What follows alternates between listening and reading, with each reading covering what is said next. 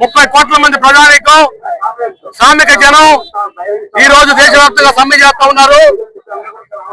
కేంద్రంలో నరేంద్ర మోడీ ప్రభుత్వం బ్రిటిష్ కాలం నుంచి ఉన్న 29 కార్మిక చట్టాలు రద్దు చేసి దాని స్థానే 4 లేబర్ కోడ్లు తీసుకొచ్చి 8 గంటల పని గంటలు తీసుకుపోవాలని, మహిళలకి అర్ధరాత్రి అపరాత్రులు ఎప్పుడైనా పనిచేయాలని చెప్పి 300 మంది లోపల కర్మాగారాల్లో కార్ఖానాల్లో ట్రేడ్ యూనియన్ చట్టాలు వర్తించమని చెప్పేసి, కనీస రాత్రులు వర్తించమని చెప్పేసి కనీస రాత్రుల చట్టాలను రద్దు చేస్తూ యజమాని వచ్చినట్టుగా జీతాలు ఇచ్చుకోవచ్చని చెప్పేసి ఈ విధంగా మొత్తం కార్మిక చట్టాలని నాశనం చేసి కార్పొరేట్ కంపెనీల ముందు దాసోహం అంటూ కార్పొరేట్ కంపెనీలు ఉడిగించేసే దానికోసం ఈ లేబర్ కోడ్లు తీసుకొచ్చారు.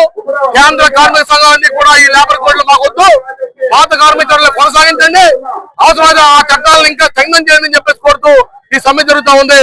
కాబట్టి భారత ప్రభుత్వం, బీజేపీ ప్రభుత్వం దీన్ని హెచ్చరిక అర్థం చేసుకుని ఆ లేబర్ కోడ్లు విత్డ్రా చేయాలని చెప్పి డిమాండ్ చేస్తూ మా పాటు కొనసాగుతూ ఉంది.